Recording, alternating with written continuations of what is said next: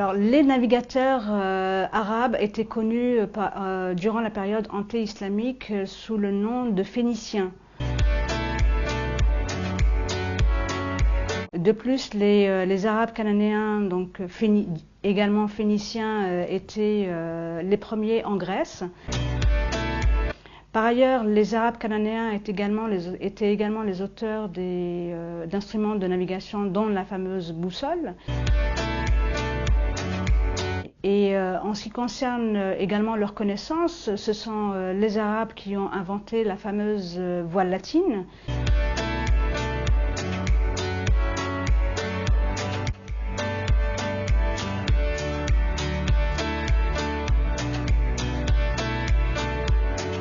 Les arabo-musulmans étaient présents sur le continent américain dès le 1er siècle de l'Hégire. Cela a été attesté par les découvertes archéologiques qui ont été faites par exemple en Californie et au Nevada. En Californie, le nom de Isa ibn Maryam y a été retrouvé écrit en lettres koufiques, c'est-à-dire originaire de Koufa en Irak, une ville qui a été fondée au 1er siècle de l'Hégire par Omar ibn Khattab radiyallahu anhu. Et en ce qui concerne l'État du Nevada, on y a retrouvé le nom de Rasulullah sallallahu alayhi wa sallam écrit en caractères koufiques, donc qui ont permis aux chercheurs américains de Harvard et de Californie de dater la présence des arabo-musulmans comme remontant au 1er siècle de l'Hégire, c'est-à-dire entre 650 et 700 de l'ère chrétienne.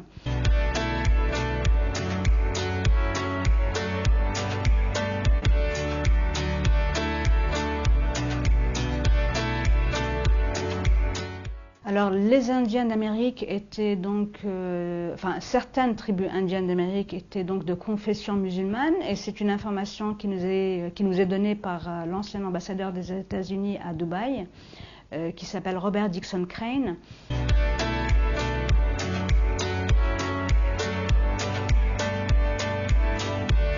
Il a écrit un article en 2004 dans lequel il souligne donc cette appartenance à la communauté musulmane des Indiens Cherokees. Il souligne également le fait que les Indiens étaient emprisonnés lorsqu'ils étaient vus en train de faire la prière à la manière des musulmans.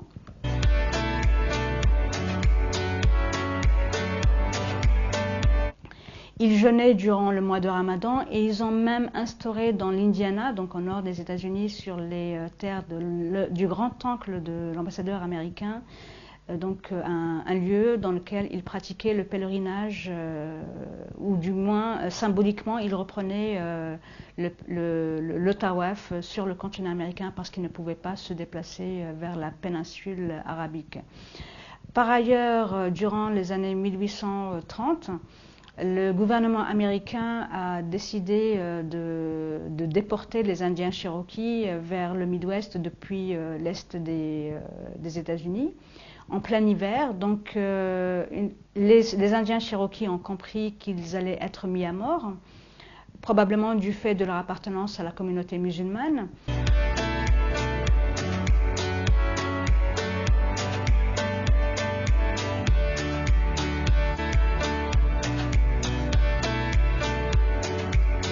Donc la question que pourrait se poser le lecteur aujourd'hui, c'est comment se fait-il que nous n'ayons pas eu accès à ces données extrêmement importantes pour le patrimoine historique de l'humanité? C'est tout à fait simple. Déjà, les arabo-musulmans avaient été chassés d'Espagne lors de la chute, dès la chute de Grenade.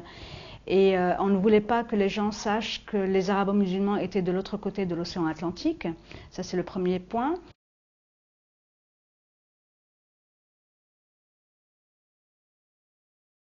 Le deuxième point, les chercheurs américains, entre autres, ont essayé de dévoiler cette information au grand public.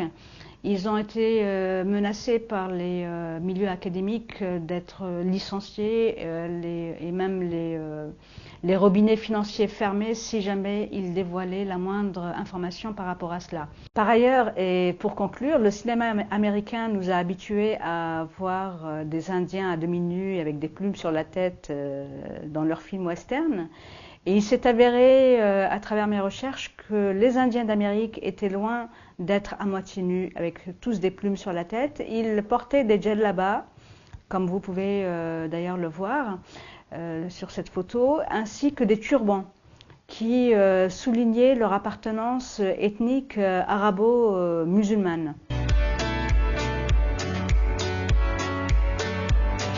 Latin Amerika'nın İslam'la tanışması, dikkatinizi çekiyorum, 12. yüzyıla kadar dayanır. Amerika kıtasının 1492'de Kolomb tarafından keşfedildiği iddia edilir. Oysa Kolomb'dan 314 sene önce 1178'de Müslüman denizciler Amerika kıtasına ulaşmışlardı. 1178. Hatta Kristof Kolomb'un hatıralarında Küba kıyılarında dağın tepesinde bir caminin varlığından bahsedilmektedir. Ya ben şimdi Kübalı kardeşimle bunu konuşuruz. O dağın tepesine bir cami bugün de yakışır. Yeter ki böyle bir şeye müsaade etsinler.